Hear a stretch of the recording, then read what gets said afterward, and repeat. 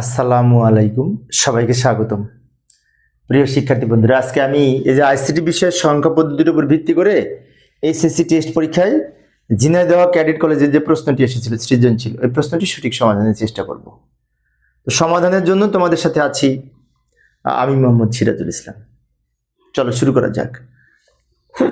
প্রথমে এই যে প্রশ্নটা আমি উপস্থাপন করেছি, ঝিনাইদহ ক্যাডেট কলেজে এসেছিল, এর মান দেওয়া আছে, বি এর মান দেওয়া আছে। এবার ক, খ, গ, ঘ আমি ধারাবাহিকভাবে আলোচনা করব। কতে বলেছি অ্যাসকি কোড কি, এটার উত্তর আমরা এইভাবে লিখব। অ্যাসকি এর পূর্ণরূপ হচ্ছে American Standard Code for Information Interchange. এটা American Standard Code for Information Interchange, এটি একটি বহুল প্রচলিত আলফা নিউমেরিক কোড। ওইটুকু লিখলেই হবে, এটুকু লিখলেই হবে। আমি আর একটু লিখব। বব বিমার 1965 সালে অ্যাসকি 7 আবিষ্কার করে। অ্যাসকি কোড দুই ধরনের, একটা হচ্ছে অ্যাসকি 7, অ্যাসকি 8। অ্যাসকি 7 ব্যবহার করে 2^7 = 128টি প্রতীক প্রকাশ করা যায়।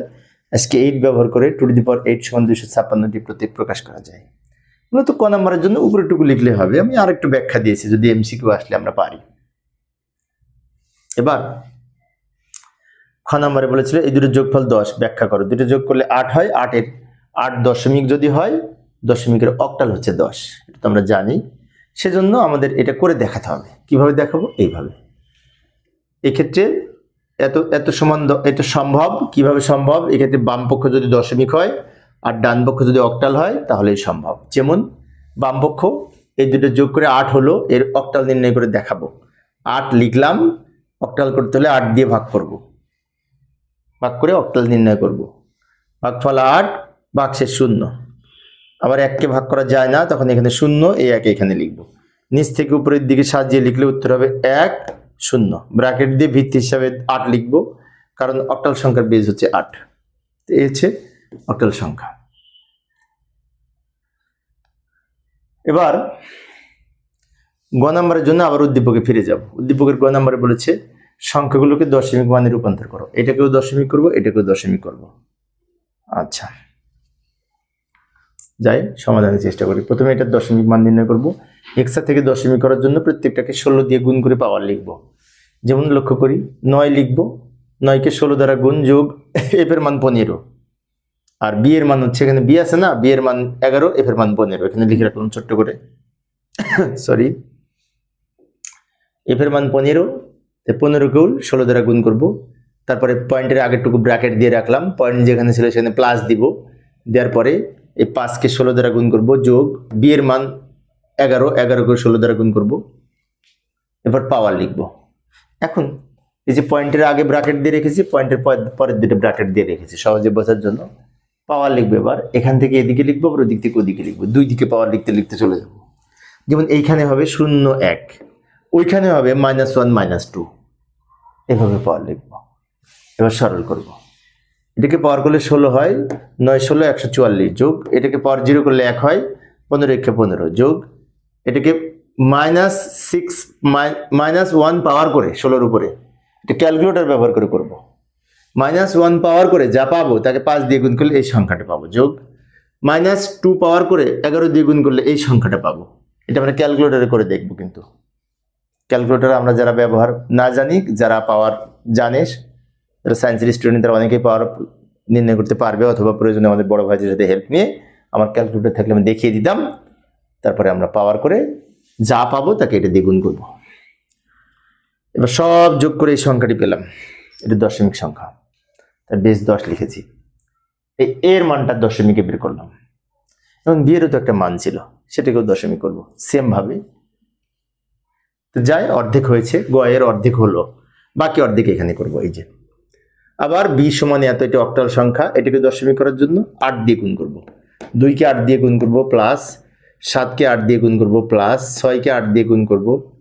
তারপর ব্র্যাকেট দিয়ে রাখবো, পয়েন্ট যেখানে ছিল সেখানে প্লাস দিব। আবার এই 3কে 8 দ্বারা গুণ করলাম, যোগ 5কে 8 দ্বারা গুণ করব। সব 8 দ্বারা গুণ করেছি, মাঝখানে পয়েন্ট যেখানে ছিল সেখানে প্লাস,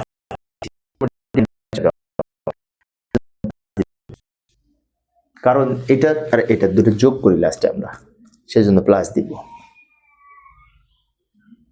এবার পাওয়ার লিখবো, পয়েন্টের আগে 0 1 2 এইভাবে লিখবো, আর ওদিকে লিখবো -1 -2।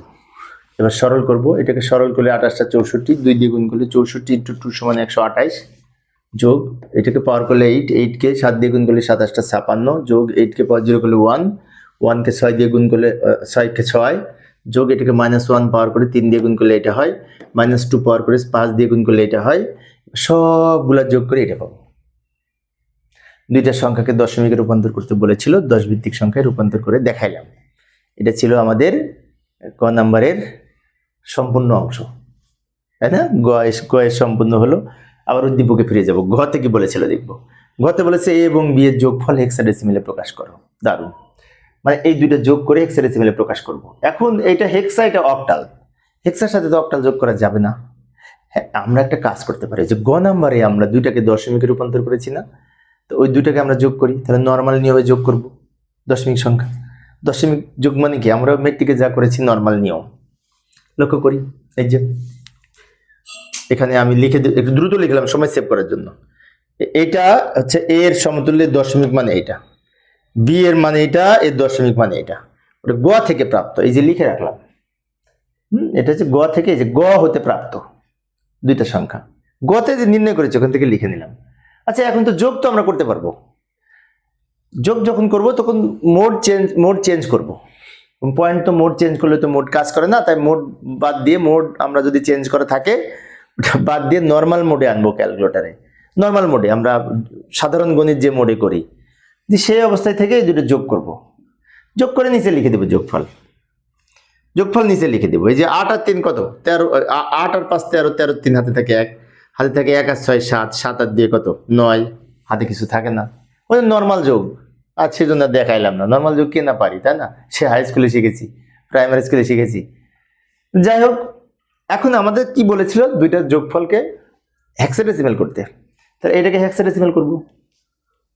তো এটা তো পয়েন্টের পরেও সংখ্যা আছে, আগেও সংখ্যা আছে, তো পয়েন্টের পরে যে সংখ্যা, আগে যে সংখ্যা আছে, এটা পূর্ণ সংখ্যা, তাহলে এটাকে হেক্সা করতে হলে 16 দিয়ে বারবার ভাগ করব, আর এইটাকে আবার বারবার 16 দিয়ে গুণ করব। তো আমি পাশাপাশি করে দেখাচ্ছি। যাই, এই যে লক্ষ্য করি, এটা আগে লিখলাম, এটাকে 16 দিয়ে ভাগ করব। 16 দিয়ে ভাগ করলে ভাগফল হবে 21, আর ভাগশেষ থাকবে 13। 13-র মান কিন্তু ডি। আচ্ছা, এই ভাগ আমরা ক্যালকুলেটরে করব, ভাগ তো আমরা পারি, তাই না? এই সংখ্যাটাকে 16 দ্বারা ভাগ করে ভাগফল যেটি পাবো সেটি এখানে লিখব, আর ভাগশেষ যেটি পাবো সেটি শেষে লিখব। ভাগশেষ 13 পেয়েছি, 13-র মান হেক্সা ভ্যালু ডি। এখন 21 কে আবার আমরা ভাগ করব 16 দ্বারা, তাহলে 16 1 কে 16 1 হয়, আর ভাগশেষ 5 থেকে যায়। 1 কে 16 দ্বারা ভাগ করা যায় না, তখন এখানে 0, আর এই 1 এখানে যাবে। এবার নিচ থেকে উপরের দিকে সাজিয়ে লিখলে উত্তর হবে 15D। এইটা। এখন আর একটা সংখ্যা আছে, এই সংখ্যাটাকে আমি ডানে করব, ডানে জায়গা আছে, পূর্ণ সংখ্যা ভগ্নাংশ সংখ্যা লিখে নিলাম, লম্বা দাগ দিলাম, এই সংখ্যাটা এখানে লিখব এই পয়েন্টের পরে। যত এবং অনেক শিক্ষার্থী মনে হতে পারে পয়েন্টের পরে 1 2 3 4 5 6 7টা সংখ্যা, আমরা কি এতগুলি লিখবো? না, এতগুলি না লিখলেও হবে, আমি আসলে একটু বেশি লিখে ফেলেছি, তাই না? তো এখানে পয়েন্টের পরে 3 4 সংখ্যা হলেই হয়। যাক, সমস্যা নেই, এটাকে আমরা 16 দ্বারা গুণ করব। গুণ করে আমরা পাবো এই 12 পয়েন্ট। এইটা পয়েন্টের আগে যেটা সেটা এখানে লিখবো, পয়েন্টের পরে যেটা সেটা ওদিকে লিখবো। এই পয়েন্টের পরে যেটা আছে সেটাকে আবার 16 দ্বারা গুণ করব। 16 দ্বারা গুণ করবো, কিন্তু এইটুকু, এই 12 না, এটার সাথে 16 গুণ করলে আবার হবে 15.0, মিলে যায় কিন্তু 15.0। ওই যে কথাটা বলছিলাম, আমি যদি এখানে পয়েন্টের পরে সংখ্যা কম নিতাম তাহলে কিন্তু 15 মিলতো না, এই 0 হতো না, একটু কম থেকে যেত। সেই জন্য আমি অ্যাকচুয়াল একবার পয়েন্টের পরে যত সংখ্যা ছিল সবগুলো লিখেছি, যার কারণে আমি এখানে 0 পেয়েছি। 0 পেয়েছি মানে কি, আমাদের স্যাটিসফাই যে আমাদের এখানে শেষ করতে পেরেছি, নাহলে আরো 2 করতে হতো। এখন উত্তর লিখবো, ওইটা লিখবো উপর থেকে নিচের দিকে, আর এটা লিখবো নিচ থেকে উপরের দিকে। কিভাবে সাজাই লক্ষ্য করি, প্রথমে লিখবো 15D পয়েন্ট, এই যে 349-এর মান হচ্ছে এইটা, এরপরে পয়েন্ট আছে, পয়েন্টের জায়গায় লিখলাম, এরপর এইটার এই মান হচ্ছে এইটুকু। আচ্ছা, 12-র মান কিন্তু সি, আর 15-র মান হচ্ছে এফ, তাই 12 আর 15 লিখবো না, 12-র পরিবর্তে সি লিখবো, 15-র পরিবর্তে এফ লিখবো, ব্র্যাকেট দিয়ে 16 লিখবো, বেস 16, এটা হেক্সাডেসিমাল সংখ্যা।